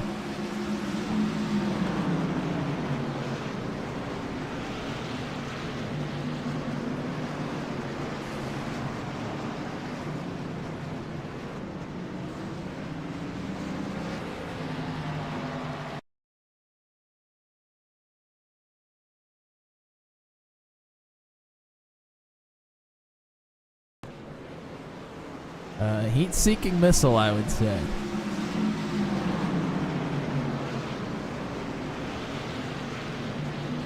to be fair, McKinnon did take a pretty hard shot to the wall there, so may not have been able to steer it off of turn number 4. And, of course, that was not Holyfield, like I said earlier. That was Josh Freed.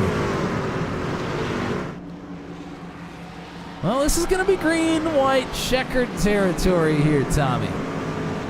And now it's Stearns and Gunter up front. These are 2 drivers, and all the talk tonight about playoffs and championship implications and drivers on the cut line and not on the cut line. These are 2 drivers that are here for themselves to win races. And it's a short track. Gunter with a win already this season. Stearns not with a victory. And in fact, didn't win at all last season either. It's been a while since we've seen this 05 in victory lane. I tell you what, this is playing right into Gunter's hand, though. I mean, the restart off the top, you get a pretty sizable lead. It is going to be very difficult for Stearns to come in even close. For a man with nothing to lose, the bumper is in play. Oh, not a good start at all there for the 05. Gunter well in control. Gainey looking for second. Stearns will clear. Will we make it back to the stripe?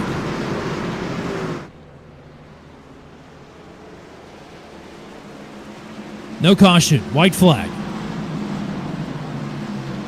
Stearns trying to close. And Grav into the mix here, looking for a podium.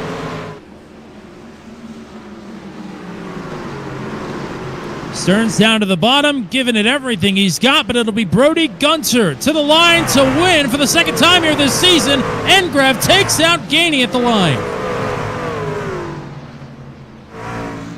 Gainey trying to go for a second podium on the season and gets wiped out. Will finish 4th. Engrav will take 3rd.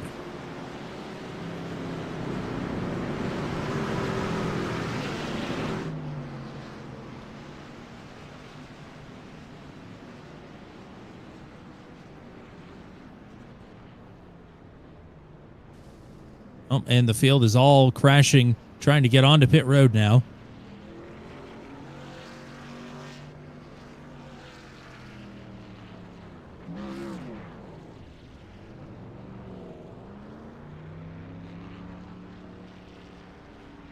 Brody Gunter going to give a wave to the fans down the front stretch. Second win on the season, career victory, number 5 with the Venom Truck Series. And he gets a buzz from Andy Poliski, who I'm sure is not too happy to see that 0-1 in victory lane tonight.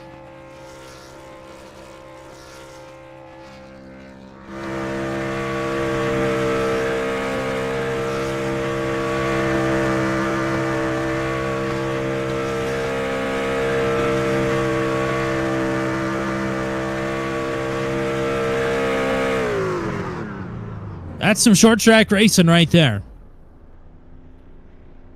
Very interesting night. Up and down the board. And there goes the motor for Brody Gunter. So that will bring an end to the celebration here. We'll get you your full finishing rundown here. It's Brody Gunter with the win. Second podium on the season for Chad Stearns and a second runner-up at that. Third for Hunter Engrav on the incident there to end it with Brantley Gainey. So Gainey will then finish in fourth. Matt Schlosser will round out the top five. Tyler Bergerts in P6. That is a career best finish for Tyler. Hell of a job tonight for the 44.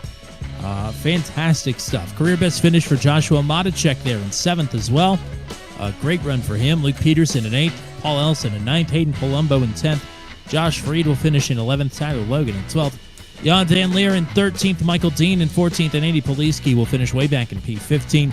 But he should be locked into the playoffs after it's all done here tonight. Zach Lockett in 16th. Steve Roman had to serve a pass-through penalty there on the final lap, but he will finish in 17th, the last driver on the lead lap. Austin Holyfield, 1 down in 18th. John Kay, 1 down in 19th. Jordan Jarnell will go 3 down in 20th. Corey Rutherford will finish in 21st. Jeremy McKinnon, that is, in 22nd. Rob Williams in 23rd. Ronnie Matney in 24th. Gary Clark, 25th. Cole Maxwell, 26th. Kyle Zittel. Josh Jackson, Eric Breeding, and Pascal Samard, your 30 finishers here tonight. Well, let's go ahead and pull up your third place finisher. An interesting final couple of laps there. Really an interesting night here for Hunter Engrav, who will take the bronze here after scoring tonight's pole. Congrats on a podium run. Thank you. You had quite the drive through the field, back through the field there late to find yourself in a position to capitalize on grabbing a podium. I mean, what led up to the events here late in the race that kind of puts you maybe a little bit further back than what you were hoping to be? Just you couldn't pass it all. You couldn't really pass it all. It was really hard. I just bought the track an hour before the race, so I didn't know what to expect really in this. But no, to come out P3 was good. I'm sorry to Brantley. I didn't mean to. He got a little sideways. I tried to hit the brakes and try to avoid him, and I actually just kind of turned him a little more. So sorry to that, but yeah, no, just you couldn't pass out. It was very frustrating. It was like a traffic jam. Matt, what do you got?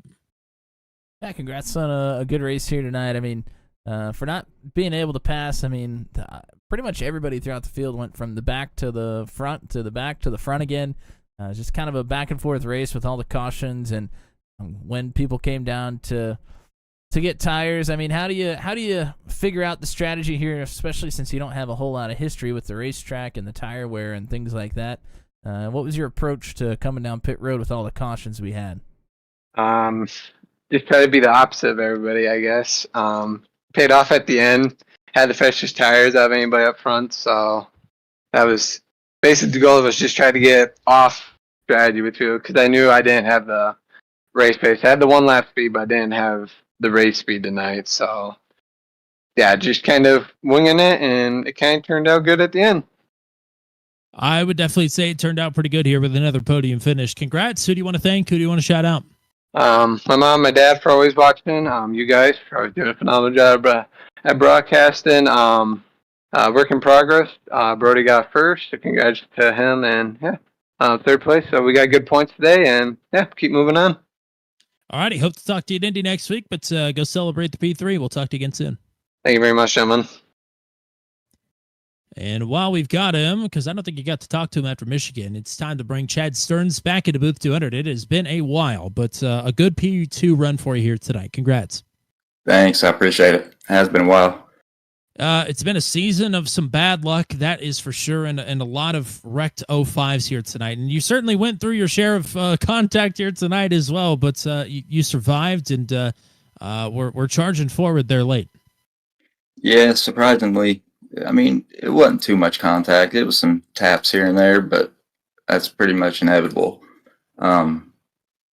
Yeah, I think it was Hayden I got into. I'm not sure if, I don't know. He just checked up pretty quick, and I wasn't expecting it. So, yeah, I apologize for that. But other than that, pretty good race. Matt, what do you got? Yeah, congrats on the great finish here, Chad. You were fast all night. I mean, typically we talk about you being really great on the long run. This was quite the opposite of it here, but you had the speed here around Nashville.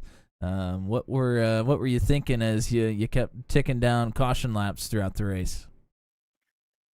I was just trying to save enough tire and survive. That was pretty much the strategy the whole race. And then there at the end, on that, not the last restart, but the one before that, I got put in a situation. I mean, I took him 3 wide. I don't know if that's legal in this league, but I mean, I just had to do it. I don't know what happened to him, but I mean, we were going to get ran over, and I was going to run over him if I didn't take it 3 wide. So I don't know.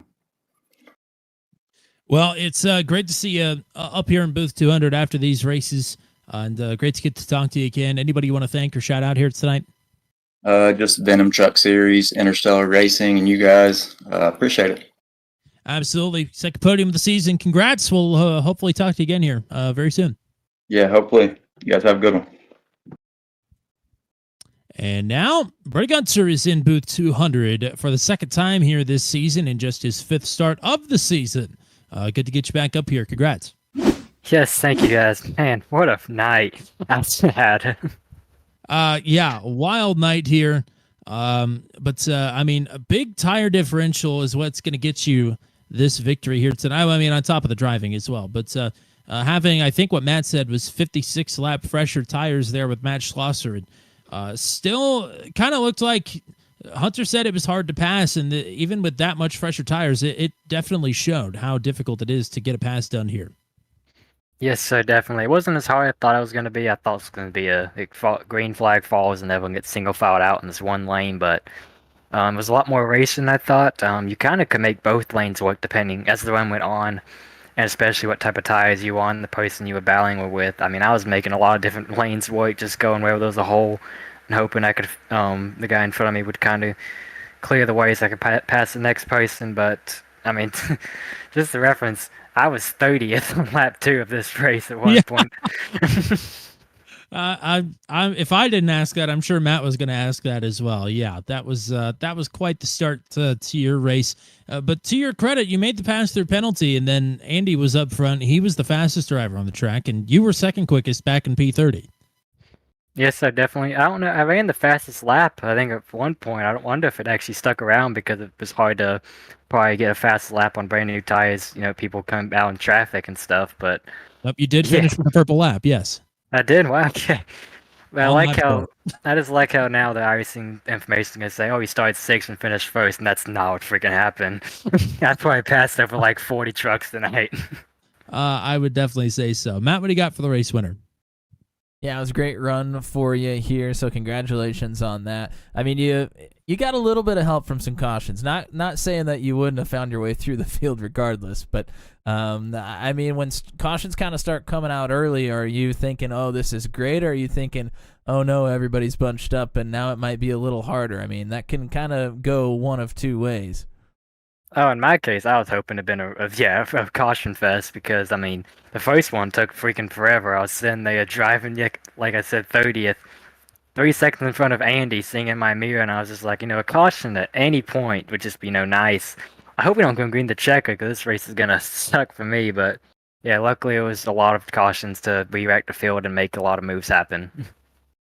Well, great stuff here tonight. Congrats on win number 5 of the Venom Truck Series. Who do you want to thank? Who do you want to shout out?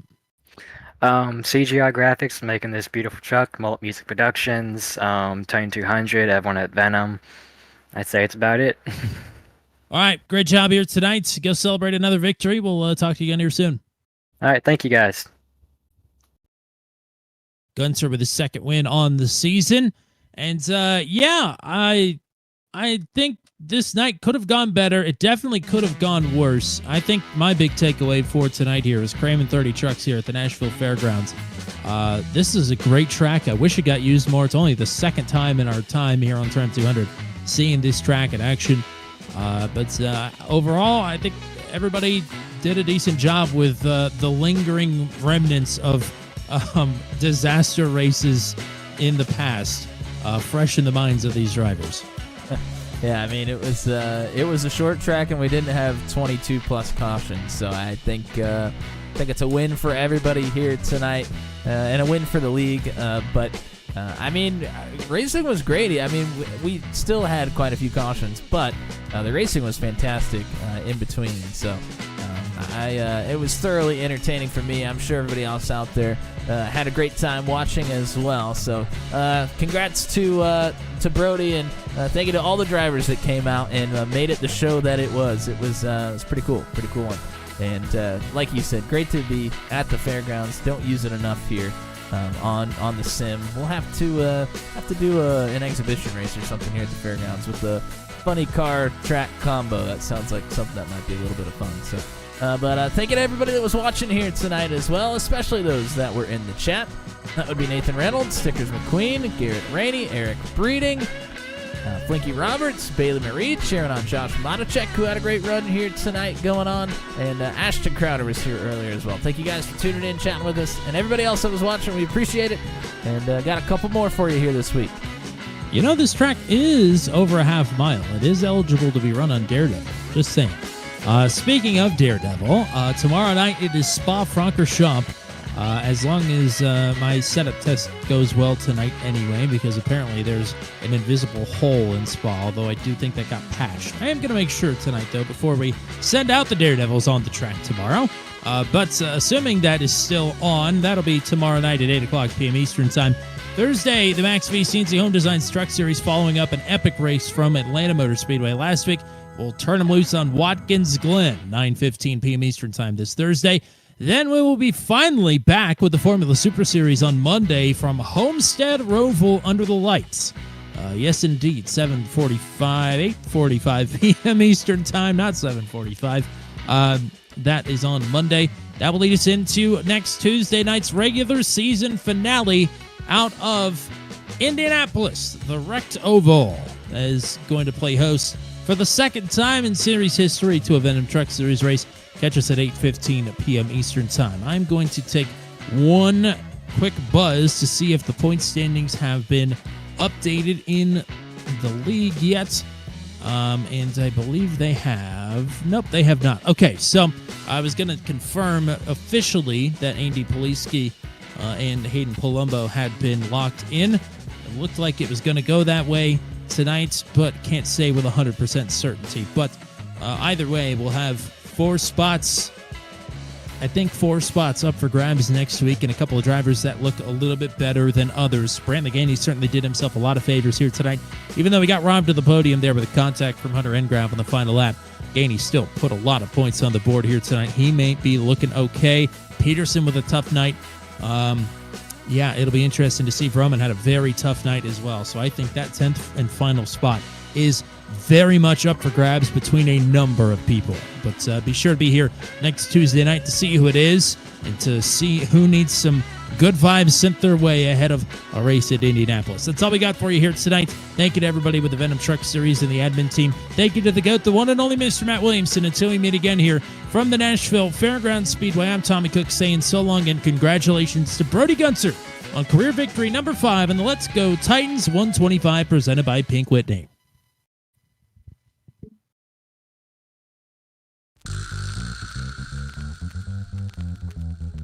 This has been a live broadcast on Turn 200. Be sure to hit subscribe and hit the bell to get notified of when we go live next. Thank you very much for joining us, and we'll see you again soon.